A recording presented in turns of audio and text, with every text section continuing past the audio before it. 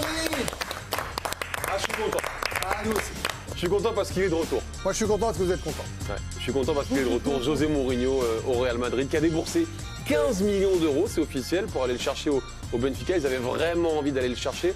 Et nous, on est vraiment contents parce que ça y est, c'est de retour. Le divertissement est là au Real Madrid. Mourinho dans un grand club. Pourquoi on ressort le popcorn? Regardez le beau montage réalisé par Baptiste Vautier. On est au cinéma tout simplement avec le popcorn.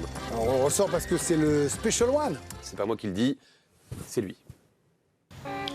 We have top players, and I'm sorry, I'm a bit arrogant. We have a top manager. Again, please don't call me arrogant because what I'm saying is true. I'm European champion, so I'm not one of the bottle. I think I'm a special one. Le Special One, il avait planté le décor. Ça, c'est sa première conférence de presse lorsqu'il arrive à Chelsea. La première fois qu'il entraîne un très grand club du gratin européen. L'Europe va découvrir le monstre, le showman, ses célèbres punchlines, même si parfois, attention quand même, il sait se retenir, José Mourinho. I prefer really not to speak. If I speak, I am in big trouble. In big trouble, and I don't want to be in big trouble. Il est tellement dans le show, José Mourinho, que ça va devenir une usine à mèmes. Vous savez, les mèmes, c'est ce qu'on utilise sur les réseaux sociaux, ces photos qu'on voit un petit peu partout, qui sont détournées. José Mourinho, lui, regardez, quand on ouvre l'ordinateur, il a 3 mèmes à lui tout seul. Il a cette photo, évidemment, qui est très célèbre, là où il tend l'oreille face aux supporters. Il y a celle-ci, où il enlève le casque, il n'est pas content d'une question qu'on lui a posée en conférence de presse. Et ma préférée, évidemment, le chute sous la pluie avec le visage dépité derrière de Mauricio Pochettino lors d'un match entre Manchester et Tottenham. Alors, est-ce qu'à Madrid, ils sont contents ou pas, d'ailleurs, de son arrivée? C'est assez partagé. Antoine Simoneau, qui est notre correspondant sur place, il nous a expliqué qu'il y a 2 camps avec des arguments qui se tiennent. Il y a ceux qui kiffent Mourinho pour plein de raisons différentes, on va commencer par ceux-là, et qui vont à chaque fois au-delà du terrain. On en parler, le fait de toujours défendre le club contre vents et marées, le fait un petit peu comme peut le faire Florentino Pérez d'être en guerre ouverte contre les ennemis entre guillemets du Real. Et puis il y a les autres qui diront qu'effectivement c'est un pyromane. C'est-à-dire que quand ça va bien, eh bien tout va bien et généralement c'est le premier à se mettre en avant. Et puis quand ça va mal, c'est le premier à critiquer notamment ses joueurs publiquement, nommément. Alors il a parlé de guerre ouverte. Antoine, c'est vrai que c'est le roi pour attaquer les autres en conférence de presse. Un entraîneur français en avait fait les frais, Arsène Wenger, à l'époque où il entraînait Arsenal. Arsene has also said that comments coming from managers saying that they are not in the title race come out of a fear of failure. Do you have a fear of failure? You know, he is a specialist in failure. I'm not. Arsène Wenger, évidemment, n'est pas le seul à avoir fait les frais de tout ça. Il s'est attaqué à tous les autres entraîneurs de Première Ligue sur une seule conférence de presse. What was the result? 3-0. 3-0. Do you know what this means? 3-0. But also mean 3 premierships, and I won more premierships alone than the other 19 managers together. 3 for me and 2 for them. Respect, respect, respect, man, respect, respect. On va se régaler, on va se régaler. Respect. Il y a de la provoque, il y a aussi des moments géniaux avec José Mourinho, comme ce jour où il était suspendu pour un match entre Chelsea et le Bayern. Il s'était caché dans un panier à linge pour aller donner des consignes à ses joueurs en conférence de presse. Il avait raconté en Beansport en 2019. J'avais le besoin d'être avec mes joueurs. Je suis allé dans le vestiaire en pleine journée dès midi, alors que le match avait lieu 7 heures plus tard. Au début, personne ne m'a vu. Le problème, c'était pour sortir des vestiaires sans me faire opérer. L'intendant m'a alors mis dans le panier à linge et il l'a entrouvert pour que je puisse respirer. Mais quand il l'a sorti du vestiaire, les officiels de l'UEFA le suivaient et voulaient me trouver. Il a donc fermé complètement le panier. Je ne pouvais plus respirer. Quand il l'a ouvert à nouveau, j'étais en train de mourir. Voilà, c'est quand même génial. C'est pas avec les actuels entraîneurs du Real Madrid qu'on aurait vécu ça. Vous êtes tellement enthousiaste. Alors, à Madrid, c'était le divertissement. Vous aimez ça? Ça a pu parfois prendre une mauvaise tournure. Et ça aussi, j'aime la preuve avec Antoine, qui était déjà là à l'époque et qui s'en souvient bien. Dernière saison avait complètement mis à feu et à sang le club à l'intérieur du vestiaire. Par ses déclarations, un entraîneur qui va à chaque fois mettre de l'huile sur le feu.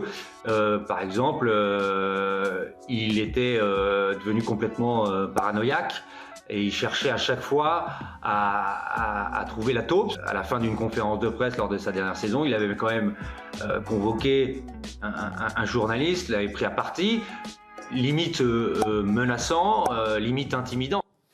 Et je suis sûr que c'est la question que vous vous posez. Est-ce que c'est pas de ça dont a besoin Kylian Mbappé? Peut-être parce qu'on ne sait pas ce que serait devenu Karim Benzema sans cette célèbre phrase prononcée par José Mourinho. Si no tienes perro para ir contigo a cazar, si tienes un gato, va con el gato, ¿no? Pero solo no puedes ir.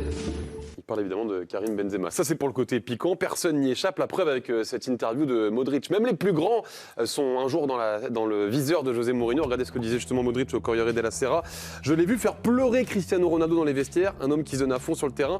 Parce que, pour une fois, il n'avait pas couru après le latéral adverse. Mais c'est peut-être là l'important. Parce que oui, le Real a recruté un showman qui va nous régaler avec ses conférences de presse. Mais peut-être que le Real a recruté aussi l'entraîneur qui va faire courir Kylian Mbappé. Merci beaucoup, Adrien Courouble. Qui était avec vous aujourd'hui Victor Coudreau et Baptiste Vautier. Allez, merci à Victor Bon, c'est bon. et à Baptiste, bien sûr.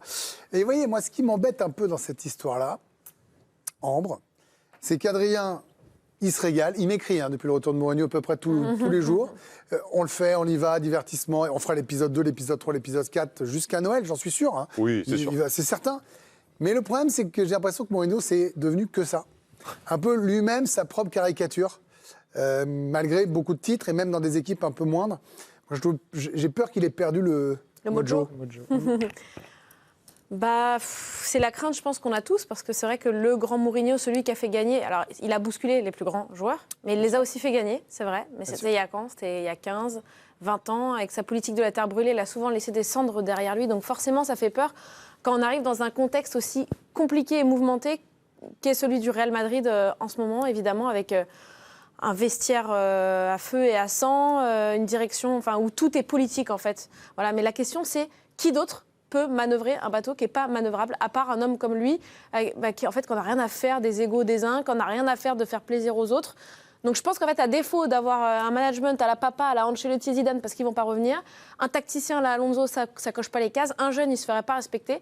Je pense qu'un Mourinho, c'est un choix par défaut. Voilà, moi je pense. Il avait l'air de le vouloir vraiment, parce que c'était une promesse de campagne, il en avait parlé tout de suite. Il est dépassé en fait, Florentino Pérez, il est dans une autre époque, il est complètement bancal comme son club, donc il choisit quelqu'un qui est un peu comme lui, qui est d'une autre époque, à mon avis. Mais c'est un choix Ce qui par m'intéresse dans ce qu'a dit aussi Ambre, en dehors de 99% de vos propos, bien sûr, Ambre, non mais c'est que moi je pense vous avez dit qu'il n'était pas manœuvrable ce club, Benoît. Moi je pense qu'il est sciemment pas manœuvrable. C'est-à-dire que en fait, c'est pas, je sais pas s'il est dépassé, l'histoire va nous le dire.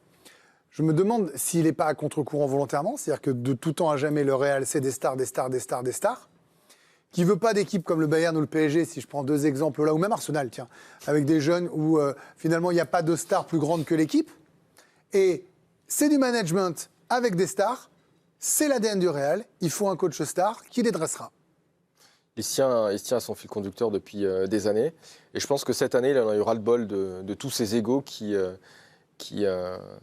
étaient dans ce vestiaire-là. Ça ne fonctionnait pas sur le terrain. Il y a eu de nombreuses brouilles dans le vestiaire. Et je pense qu'il en a eu ras-le-bol.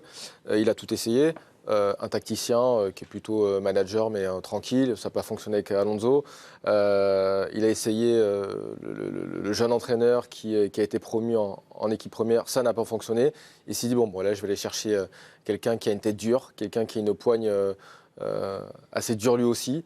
Et qui n'a peur de rien. Qui sera respecté par les joueurs aussi. Parce que José Mourinho n'a peur de rien. Donc forcément, je pense qu'effectivement, il sera respecté par les joueurs. Après, aujourd'hui, ce qui l'entache un petit peu, c'est qu'il a gagné, mais il y a très longtemps. Ouais. Et aujourd'hui, les joueurs, ils ont un tel pouvoir dans un vestiaire. Et moi, j'ai toujours dit, encore plus dans cette période dans laquelle on vit, où sont les joueurs, ils sont capables de faire sauter n'importe quel coach. Que ce soit Mourinho... En plus, on parle d'Mbappé, personne ne parle de Vinicius. Donc je pense qu'il va essayer d'avoir la main ferme sur ce vestiaire-là. Tactiquement, il est capable de mettre des choses en place. Mais là, c'est plus du management, parce que ces joueurs-là sont des grands joueurs internationaux. Ils sont capables de bien jouer sur le terrain. C'est juste qu'il faut créer un groupe. Olivier Rouillet, la Roma, Fenerbahçe, Benfica sont des jolis noms européens. Ce ne sont plus des cadors européen, alors qu'avant, il avait le top 3 à chaque fois, des équipes qui coachaient. Et en même temps, on se souvient d'Ancelotti qui était repassé par Everton. On pensait qu'il était fini, il a surbondir et devenir à nouveau encore plus grand après le Real. Mais là, ça fait 3 clubs de ce niveau-là, même s'il a gagné, des Coupes d'Europe aussi, et tout ça. Pas les plus grandes, mais des C3, voilà. Il est fini ou pas ? J'en sais rien s'il est fini, je ne sais pas. Il a quand même toutes les cases qui sont bonnes pour remettre un peu de l'ordre dans ce club. Vous savez alors, il n'est pas fini. Comment ? Il n'est pas fini. Ouais, non, mais bon, après, moi je ne sais pas si tactiquement, il est encore dans le coup. J'ai bien aimé ce qu'a dit Benoît, mais tu es quand même avec des gamins qui ont une mentalité qui est totalement différente. Et je pense que quand on parlait de Benzema à l'époque, je ne sais pas si dans ce club, Vinicius ou Mbappé seront capables... Ou même Ronaldo dans l'investissement. D'accord, non, mais seront capables surtout d'accepter ce qui est dit. C'est ça, c'est ce que je veux dire. Il y a un tel... Tu vois, il y a un tel... comment dire, une telle starification des joueurs que c'est hyper compliqué. Mais le pire là-dedans, c'est le président. Parce que c'est lui qui met, excusez-moi l'expression, mais c'est lui qui met le bordel. C'est lui qui s'est trompé une paire de fois. C'est lui qui n'écoute pas ses entraîneurs ou ses directeurs sportifs. Mais il a réussi avec cette politique. Donc lui, il va jusqu'au bout avec cette politique. Il a réussi à un certain moment. Maintenant, ça fait 2 ans qu'il réussit rien du tout. Enfin, 2 ans sur 25 ans au XXIe siècle. Bon. Oui, mais t'es au Real, t'es pas à Joinville-le-Pont. Donc, on embrasse, un très joli club. Tu fais pas quand même la même chose. Donc, moi, j'ai peur de ce président qui, pour moi, fait un petit peu n'importe quoi. Et je ne sais pas. Mourinho, il a quand même réussi à remettre Benfica dans le bon sens, malgré tout. Après, il a quand même le respect total des joueurs portugais derrière lui. Moi, je vous le dis, je ne sais pas si tout le monde va un peu l'écouter, si tout le monde va être du même avec lui. Olivier Bossard, Olivier Rouillet disait, prenez l'exemple de Benzema. Mais c'est vrai que quand on prend la façon de bosser de Ronaldo, de Benzema, on n'a pas l'impression, et peut-être qu'on se trompe, je ne suis pas au sein du club, que c'est exactement le mindset de tous les joueurs qui sont actuellement. Est-ce que finalement, il est possible dans le football d'aujourd'hui, où tout le monde court, où les joueurs jouent les uns pour les autres, c'est le football qui gagne en ce moment, je le répète, PSG, Bayern, Arsenal, il est possible de revenir avec un football, pas papa, mais un peu football qui a gagné il y a 5 ans, et 5 ans dans le foot, c'est déjà très vieux. Ouais, c'est long. Et moi, j'ai des doutes quand même, parce que là, j'ai l'impression qu'on fait plus venir un gestionnaire de crise qu'un coach en lui-même. Et moi, ça m'inquiète, parce que le vestiaire du Real est explosif. Et là, on vient balancer un bâton de dynamite au milieu de tout ça. Moi, je ne sais pas ce que va donner la relation avec Kylian Mbappé. J'ai aussi envie d'avoir une pensée pour Vinicius, qui avait quand même mangé des insultes racistes contre le Benfica il n'y a pas longtemps. Derrière, Mourinho dit qu'il en fait toujours trop, que c'est un menteur, et on vient lui mettre dans les pattes. En rappelant qu'il avait été finalement le joueur, et donc protégé par Mourinho, suspendu pour insulte homophobe. Ça va, c'était pas raciste, donc tout était catastrophique. Non, c'était catastrophique, et on parle de Mourinho comme d'un génie, mais moi, le Mourinho du Real, c'était pas la folie non plus. Il avait une équipe incroyable. Il ne gagne pas une C1, derrière il s'en va, Ancelotti et Zidane en ramassent 4 derrière, donc bon, je demande à voir. Moi je suis content pour Adrien, parce qu'il est content pour nous, pourquoi. Je vais vous dire, ça me suffit. Merci Adrien. Bonne soirée, vous pouvez